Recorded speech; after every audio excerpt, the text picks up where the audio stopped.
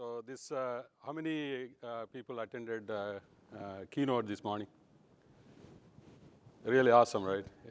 Everything is about artificial intelligence and machine learning. So we are now not anymore talking about artificial intelligence in network world is happening or not. It is now a reality. So, but today I'm going to talk about network services in multi-vendor enterprise environments. I come from PayPal. Just to introduce, I run their global network. We process customer payments from 200 different countries across the globe. This team responsible for deploying, managing, operating data center networks, global backbone, network security, and operations team. Just a little bit about myself. I have 15 plus years of industry experience. In the past, I worked for LinkedIn, Ciena, Dell, and Nortel, et cetera. So my main focus is the web scale data center network architecture and designs. Just to kickstart the conversation, let me ask a couple of questions.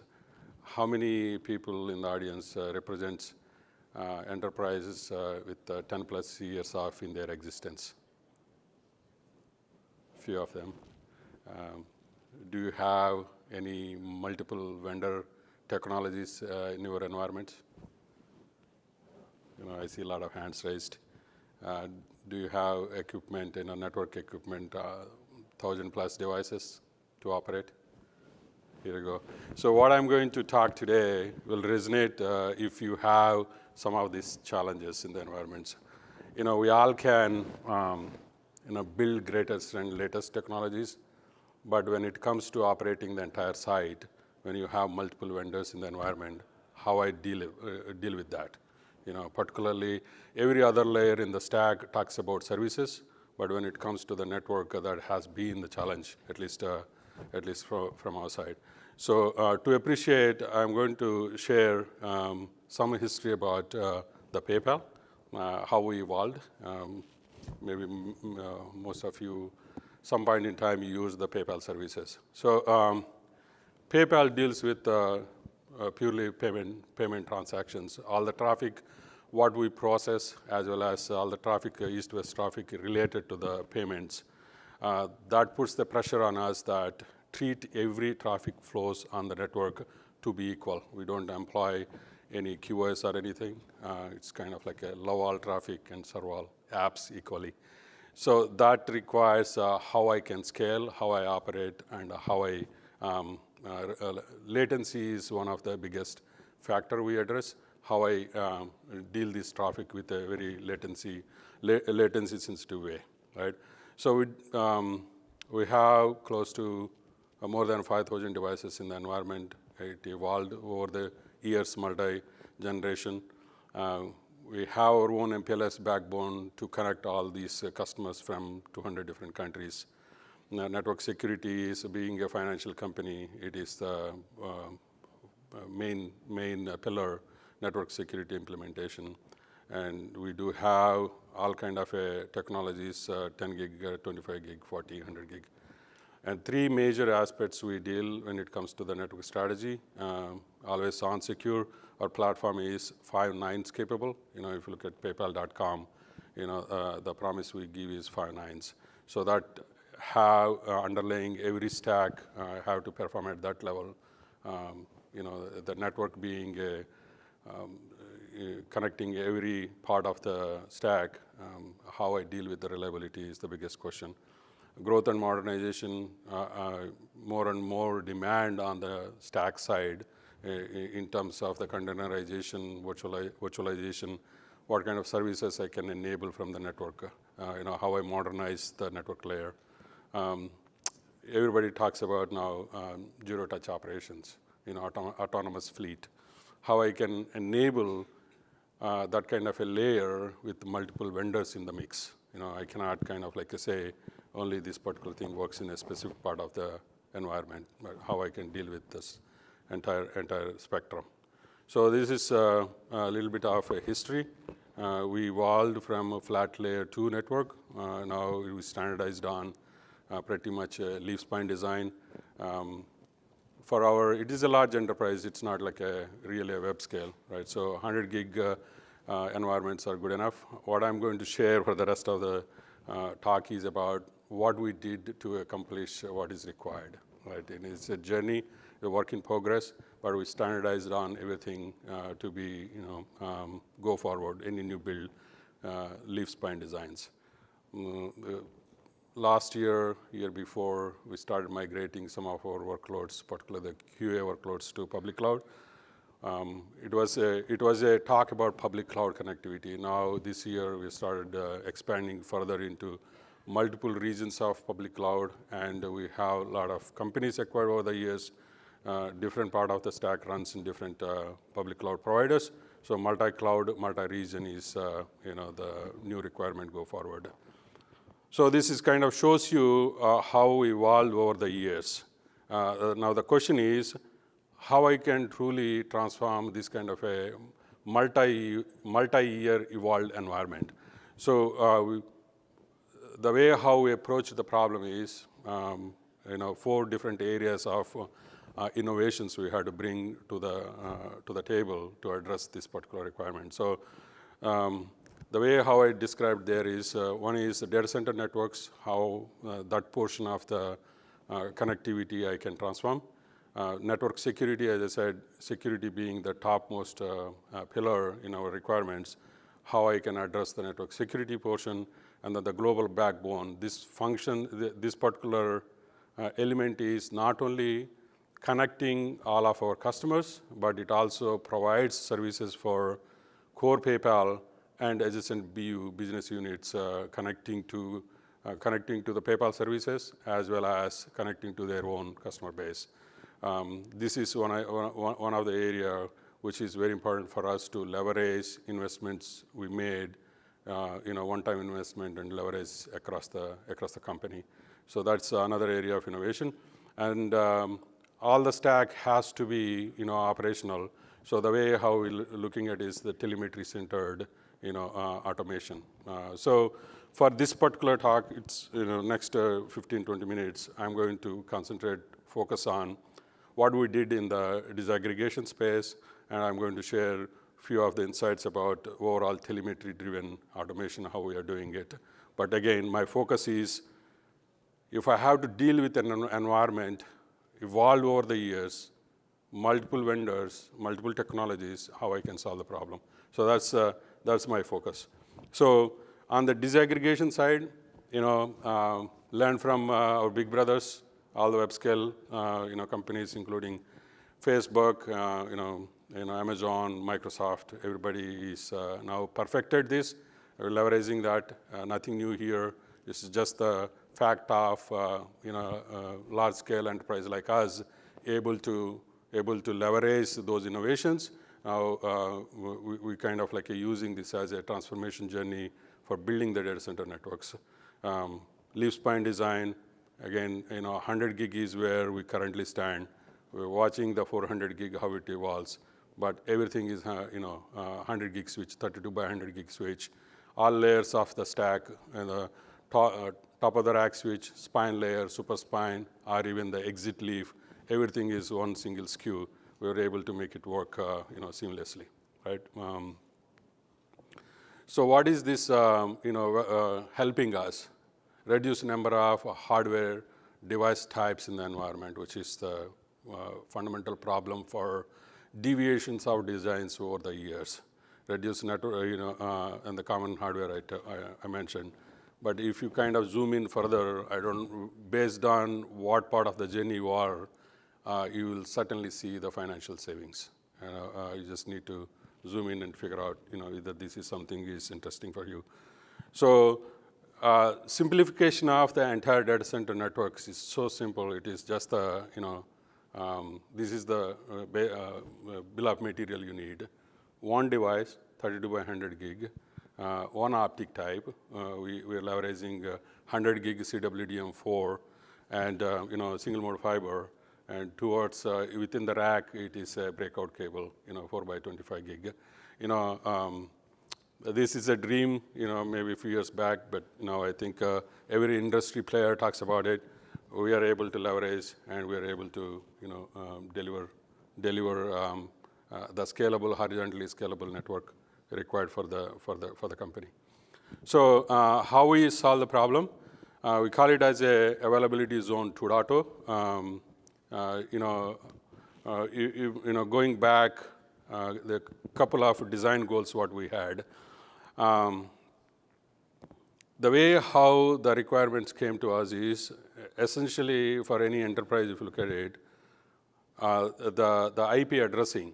Once you deploy these services, when your workloads are migrating towards different type of models, either be virtualization centric or the container model go forward, how you design the network, addressing scheme at the rack level, addressing scheme at a pod level, that matters. The reason is, a couple of other requirements.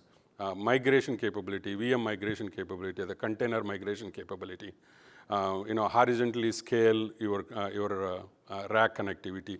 This becomes much more important, right? Believe it or not, once the network is deployed, how many times you touch the network, on a day-to-day basis, right? Depleting the IP addresses. Now I am not able to migrate my virtual machines. Different technologies for hyper-converged platforms, which demands layer 2 adjacencies. These are the few requirements you have to address. So for addressing these, we decided to go with the VXLAN design. I've been asked, hey, what is your experience in productizing the VXLAN deployment? Right? This is just a concept diagram, but if you look at it, it is a simple leaf-spine design, and using centralized VXLAN gateways.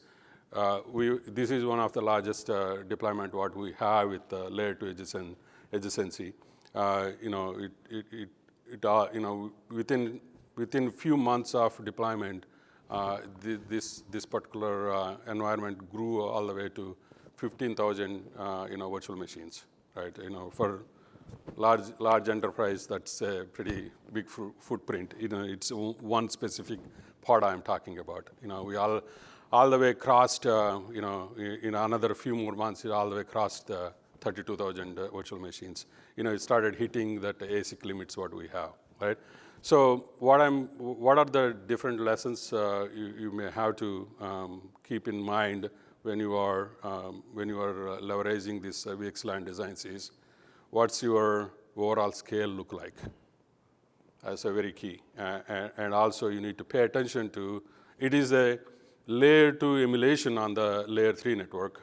You need to pay attention to failure scenarios, how the network is going to converge if your TOR layer failing or spine layer failing or even gateway failing. So different kind of a convergence times. You have to be paying very deep attention to it. Maybe do thorough testing your lab. Other aspect, soon enough you will hit into these ASIC limitations I just mentioned, right? It came as a surprise to us how fast the environments grow. People start, once you say, hey, it is a free to leverage the layer 2, flat layer 2 environment. Imagine a containers of 30,000 units, and then they deploy A/B testing, and quickly your ASIC limits are going out of control. So you need to tune your alerts to catch those kind of things. And one other thing very important is our lessons learned. You don't want to mix different vendors in same environment. Stay with a single vendor. That's the best optimal way for you to make this particular environment function.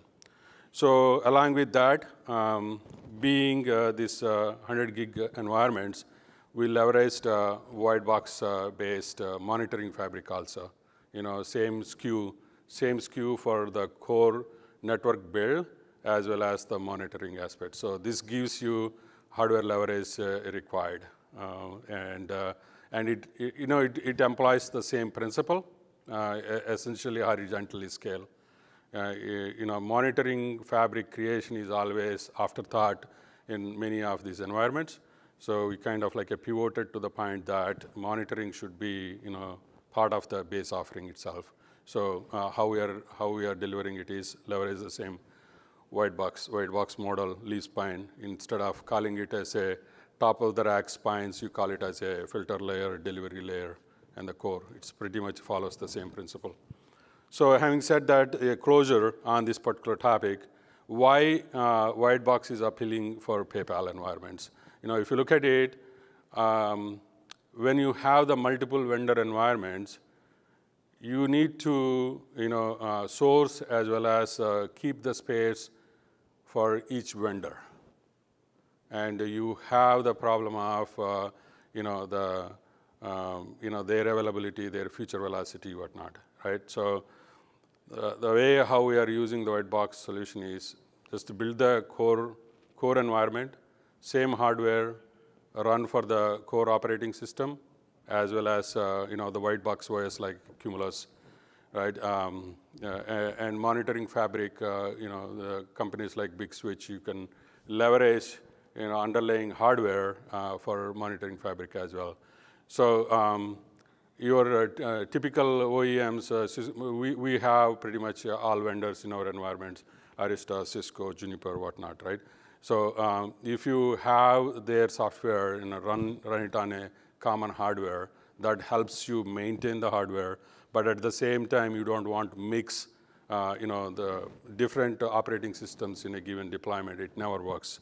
Particularly the production environments where your demand is 5 nines, interoperability issues is the last one you want to deal with in the production. So this, for me, the white box appealing is essentially same hardware, personalized for your in a given deployment environment, personalize that, running that specific operating system version. That's where large value you can employ. And at the same time, building any network, major cost is the optics. By leveraging third-party optics, commonizing the optics across the board is another financial advantage you could leverage. So this is the way how we are transforming our core data center network. Leverage white boxes, leverage leaf spine designs, and VXLAN being the latest technology stabilized with layer 2 adjacencies requirements. So fast forward, another topic I just wanted to share is overall automation journey. So if you look at it, any environment starts with a simple CLI SNMP, and then you grow into the network automation, and then you have the network insights and then analytics, and then we dream of autonomous network fleet, particularly the alert management. Again, I might be taking the word multi-vendor multiple times.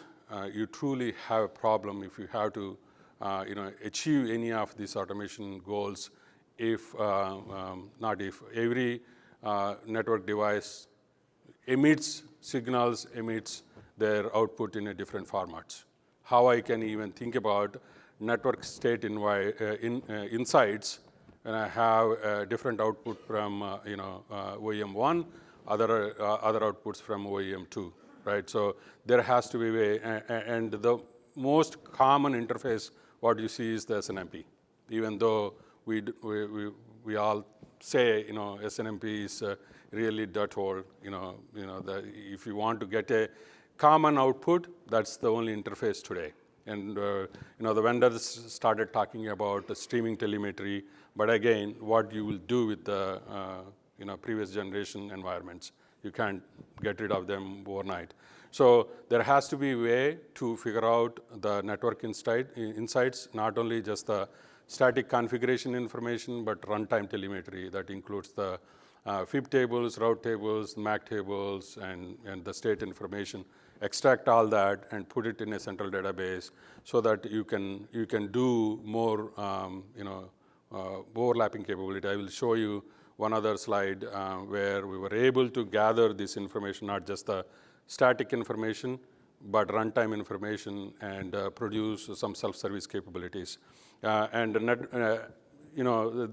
you have all the data coming together, you would be able to provide insights to your adjacent domains by building some kind of a bots. You don't have to, manually handle every request coming in. So this is the overall various areas of automation I see. By no means we completely done with this slide, right? We are in the process of implementing various parts of this journey. But I want to share with you that this is achievable, particularly when you have these multi-vendor variations.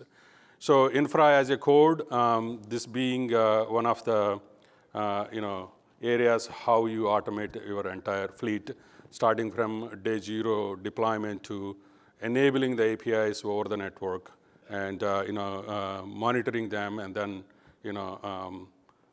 addressing the fleet in an autonomous way. So with this particular thing, how we can solve the problem, right? I'm going to touch upon how I'm solving the problem. So to have a way to address that evolved environments, we built something called a common framework. We named it as a Spike. This is a unified service layer which sits on top of different vendor technologies. So why we chose this path? There are three options we pursued. One, look for a vendor tool which can support variety of devices we have, right? That is one option. We quickly realized that option is not going to work for us, primarily because the vendor support, right? These vendors have their own vested interests, and they wanted to push the greatest and latest technology what they have to offer. So any third-party layer which you use for the entire automation in the enterprise, that will become a bottleneck. And then the second option is build everything from scratch. You take the boxes, but from there on, you kind of build from scratch. That's option where you need a lot of investment from manpower point of view. That is not an option. So third option is what we picked up, leverage whatever vendor has to provide underneath. Because if you look at Arista, CVP, Cisco, DCNM, Juniper, they have their own management tool. But their main focus is support their own platforms. But they are investing quite a bit in that particular journey. How I can leverage those, what vendor has to offer, and then figure out a way to stitch them all together to really produce the required results. That's where this Spike framework comes in play. Being an enterprise, we have to have any change we make to the fleet, it has to go through the the life cycle of its own workflow. Either be authenticating the user, securing the keys, and IPAM for IP address management, ticketing system, and a centralized database. This is the common services what you need for your fleet to operate. This framework provides that particular thing.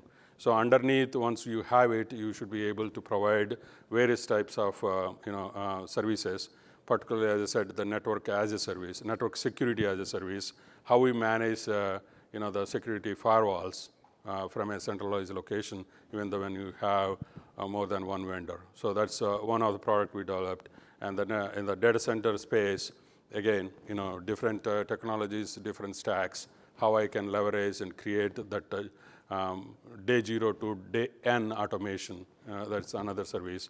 Backbone is a standalone, and how I can offer whatever different services backbone supports, either be ISP connectivity, DDoS mitigation, public cloud connectivity. These are various backbone services we offer. How I can up-level and produce a interactable, the API-driven model. And then the self-service capabilities is the another angle. So, Pretty much I spoke about it. The framework layer sits on top of these vendor technologies, and on the northbound, it exposes the APIs, and that APIs, CRUD APIs, REST APIs, and you should be able to integrate with various workflow integrations to make it seamless operations. So this is the way how we solve. This is the the last slide. Again, bringing all these data sources at a central place, this will enable me to provide more insights, either be creating the global graph, what I'm talking about. When you have, we have 3 data centers and 15 different POP locations throughout the world, traversing through the load balancers and firewalls, how I can create that end-to-end network graph. And at the same time, provide a way to search, show me my IP address, where this IP address on this network. Show me a path from point A to point B, going over, every traffic connections on PayPal environment is a TCP. So it means that it has to go through, it's microservices based, it has to go through the load balancers. When we are crossing over the security zones, it has to go through the firewalls in between. How I can show a simple query of, show me the path from point A to point B, right? Traversing through all these multi-vendor environments. That's one use case we solved. And not only that, when I have this data, both SNMP counters, I could overlap those counters over the path what I discovered. That gives me a view of where the bottlenecks in the environment. So this is another very good, useful, use cases we solve, right? So that gets to my almost conclusion. So my final thoughts: network being one of the area underinvested in many different companies. You have to have a skill set, balanced skill set, to leverage any of these advanced service layers we need to build. Design standardization is one of the key aspects, and leverage the white box technologies. Leaf-spine is good enough for most of enterprise boxes, and it does work. That's my take.